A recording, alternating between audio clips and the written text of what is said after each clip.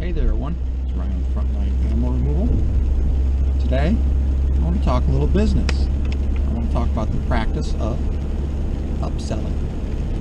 Now, if you're familiar with upselling, we all know it is you go to a place, and you sell them some extra stuff the customer may not need. Or it might be an added value. So, in the last few years, the practice of upselling in the nuisance wildlife business has gotten quite popular. Do we upsell at Frontline Animal Removal? We do a little bit, only if it's responsible upselling. So let me explain what I mean by responsible upselling. Let's pretend that you have a house and there's raccoons in it. And those raccoons have figured out that they can go through your attic fan to get into your house. Well, the fix for raccoons going through an attic fan is to put an exclusion cage over that fan, which we do all the time, and they work wonderful. But let's pretend that at your house you have 3 attic fans, and the raccoons are only going in one of those attic fans. Well, at the very bare minimum, we get the raccoons trapped and we put a cage over the fan that they're getting into. However, it would probably be wise to put cages over all 3 fans, because there's the potential that other raccoons have been in the house. And if we don't protect all 3 of those fans, there's a potential that raccoons could go into the other 2 fans to get into the attic. Now, selling the extra 2 fan covers, I would consider that responsible upselling, and that is something that I would promote. Now, let's talk about the irresponsible, or maybe not as good for the client upselling that does sometimes happen. Let's pretend same house has problems. Raccoons going through that attic fan. Well, those raccoons have been going in that attic fan, let's say, 2 weeks. And you're a little concerned about the condition of the attic. That makes sense. But in all reality, in a 2 weeks period of time, there's probably very little to no damage to the attic. There could be a dropping or 2 up there. Maybe the raccoon, made water once, and maybe walked a little bit on the insulation. But in a 2-week time period, more than likely your attic's still in pretty good shape and nothing else needs to be done.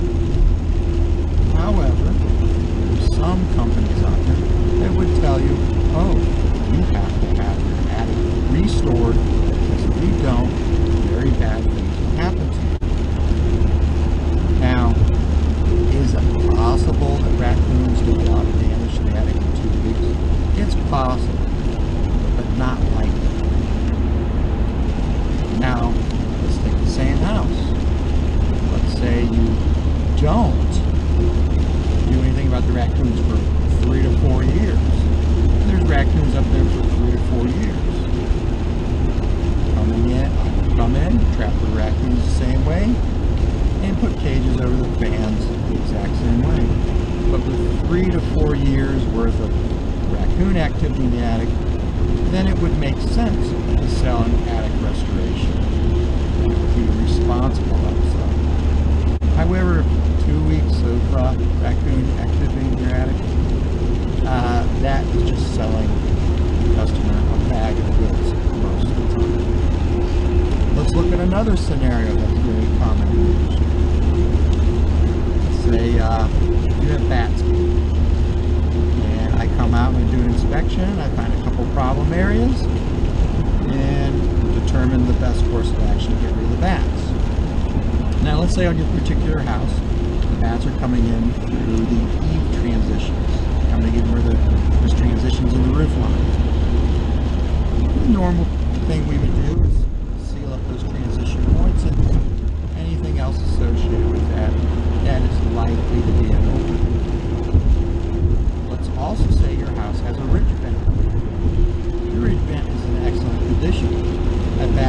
never ever bothered that rich man. And that rich man gets tied to the house. Now I could sell you a guard that's guaranteed to keep the bats out. I could make a lot of money doing that. But it's probably not necessary. Now I could upsell you that, but more than likely I'm not going to do that because it's not really going to benefit you. It'll benefit me because I can make some extra dough. It's not going to really benefit you. A lot of companies like to sell that guard that goes over the rich because it's really easy to put on and you make some dough off pretty fast and easy. Now, let's say the same house does show signs of bats getting in.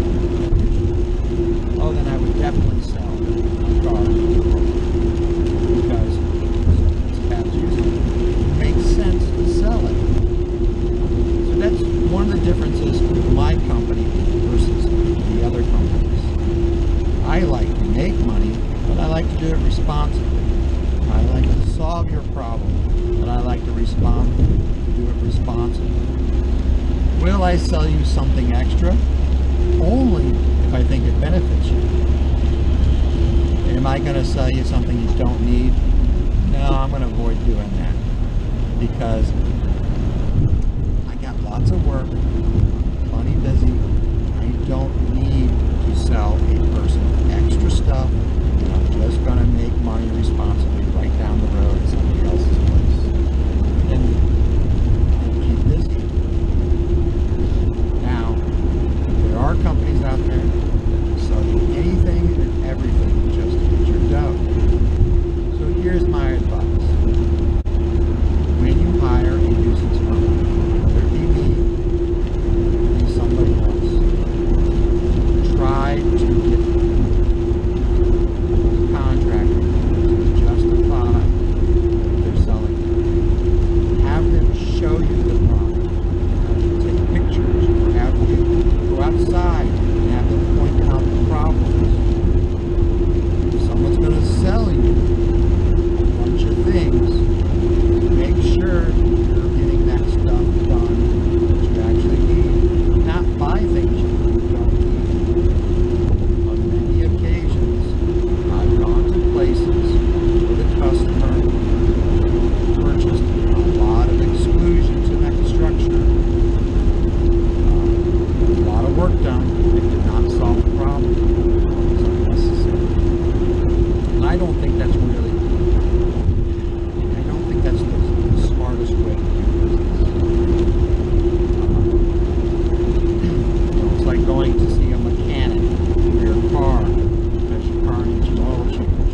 And the next thing you know, the mechanic's coming out and they want to give you new shocks, new coil springs, new tie rod ends, ball joints, new exhaust system, air cleaner, and tune-up, and a wheel alignment, and 2 front tires.